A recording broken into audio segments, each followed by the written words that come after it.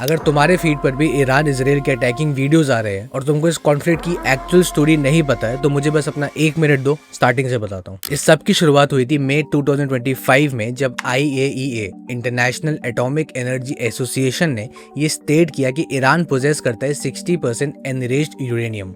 अब इसमें बड़ी बात क्या है? तो देखो यार, यूरेनियम एक ऐसा मेटल है जो अर्थ की सरफेस के नीचे मिलता है और इसमें एक एटम होता है जिसको बोलते हैं U-235, जो यूज होता है न्यूक्लियर बॉम्ब्स बनाने में। लेकिन यूजुअली ये जो U-235 एटम होता है ये 0.7% होता है नेचुरल यूरेनियम में, लेकिन एनरिचमेंट प्रोसेस से ये 0.7% एटम को एक ही जगह पे कंसंट्रेट किया जाता है बहुत ही हेविली, और जब ये 90% पहुंच जाता है ये हाई अलर्ट है, क्योंकि इसका मतलब जो भी ये कर रहा है वो एक बहुत ही डेडली न्यूक्लियर वेपन बना रहा है। और IAEA का ऐसा बोलना है कि ईरान ऑलरेडी 60% एनरिचमेंट तक पहुंच चुका है और बहुत जल्द 90 भी हो जाएगा। इसीलिए पूरा वर्ल्ड इजराइल से लेके अमेरिका तक कंसर्न्ड है, हाई अलर्ट पर है कि अगर ईरान 90% एनरिचमेंट तक पहुंच गया तो उसके पास खुद का न्यूक्लियर वेपन होगा। और जैसा कि सबको पता है कि अमेरिका और इजराइल न्यूक्लियर रिलेटेड चीजों को बहुत ही सीरियसली लेते हैं, और जब जब किसी ने न्यूक्लियर वेपन बनाने की कोशिश करी है अमेरिका और इजराइल ने ये होने नहीं दिया। फॉर एग्जाम्पल 1981 में जब इराक ने ट्राई किया न्यूक्लियर रिएक्टर बनाने का, इजराइल ने इराक के न्यूक्लियर फैसिलिटीज को बॉम्ब कर दिया। या फिर 2007 में जब इजराइल ने सीरिया के साथ भी ये किया ताकि वो अपना न्यूक्लियर वेपन ना बना पाए। और जब 2026 में ईरान अपना न्यूक्लियर वेपन बनाने की कोशिश कर रहा है, इजराइल बस अपना इतिहास दोहरा रहा है। अब मुझे पता है कि आप क्या सोच रहे हो कि यार न्यूक्लियर वेपन तो ऑलरेडी कितनी कंट्रीज के पास है, इंडिया के पास है, USA के पास है, चाइना, नॉर्थ कोरिया,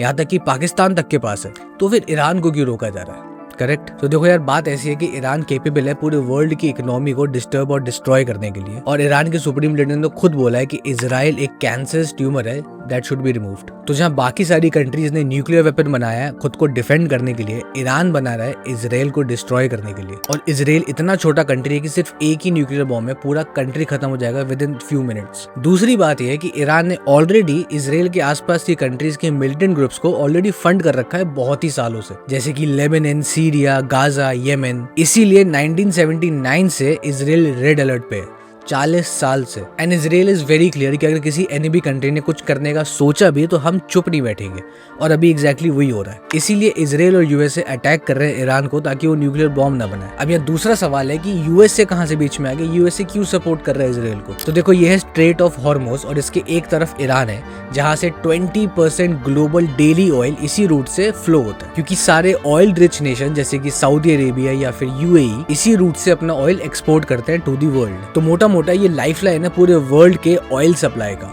और अगर कल ईरान इसको ब्लॉक कर देता है तो ऑयल की सप्लाई रुकेगी, ऑयल के प्राइसेस बढ़ेंगे और इन्फ्लेशन और रिसेशन के भी चांसेस है। और अगर इस सब के बीच ईरान एक न्यूक्लियर पावर बन गया तो वो इतना पावरफुल हो जाएगा कि USA भी कुछ नहीं कर पाएगा। इसीलिए USA भी नहीं चाहता कि ईरान न्यूक्लियर पावर बने। और एक बात ये भी है कि ईरान ने अगर अपना न्यूक्लियर बॉम्ब बना लिया तो जितने भी नेबरिंग कंट्रीज है, Iraq, Saudi Arabia, Turkey, Syria, सब अपना अपना न्यूक्लियर बॉम्ब बनाएंगे, क्योंकि सबको डिफेंस चाहिए। और crown prince of Saudi Arabia तो ऑलरेडी बोल चुके हैं, if Iran gets a bomb so will we. अब ईरान ने अटैक करना शुरू कर दिया गल्फ कंट्रीज में जितने भी US मिलिट्री बेसिस हैं उन पर, जैसे कि कतार में, कुवैत में, UAE में, ओमान में। अब दिक्कत यह है कि ईरान सिर्फ US मिलिट्री बेसिस पर नहीं, सिविलियन साइट्स पर भी अटैक कर रहा है। तो हो सकता है पूरा गल्फ एक अलायंस बना ले ईरान से बदला लेने के लिए। और अब अगर इसमें रशिया और चाइना एंटर करता है तो वर्ल्ड वॉर के chances are at the highest, और ये वॉर न्यूक्लियर वॉर हो सकता है। तो ये है पूरी स्टोरी इजराइल, ईरान और US के कॉन्फ्लिक्ट की। अगर इंटरेस्टिंग लगा तो do support bye subscribing and sharing this video.